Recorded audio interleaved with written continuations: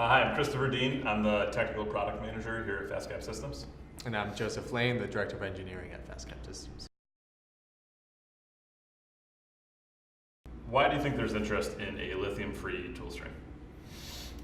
Yeah, I think there's a lot of interest in the lithium-free tool string because you're seeing applications that don't necessarily need to have the high energy density of a lithium-ion battery being installed inside of tool strings where they carry with them significant risks, and sometimes it's the hazard of transporting the materials, storing the materials, the lithium batteries, and running them downhole where the high energy content of the batteries can, and if they're mistreated or improperly used, can actually cause some serious damage to the tool string. So there are, I think the big thing to say is that there are alternatives to the lithium-ion batteries, and you can even go to the extent of replacing them entirely. So you're left with a lithium-free tool string.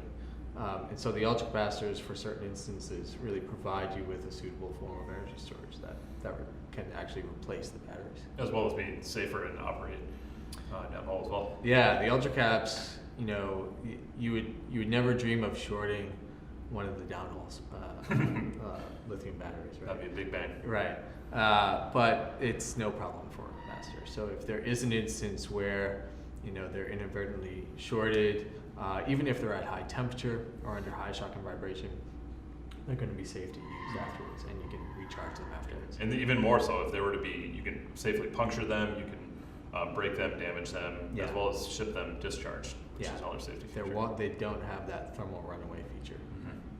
I think there's a lot of interest in transitioning from a lithium-based tool string to a lithium-free tool string because of the hazards that the lithium batteries carry with them when they're in operation. So, the lithium batteries are kind of the incumbent form of energy storage, and so they're the first option that a lot of drillers will go to when they want remote energy storage downhole.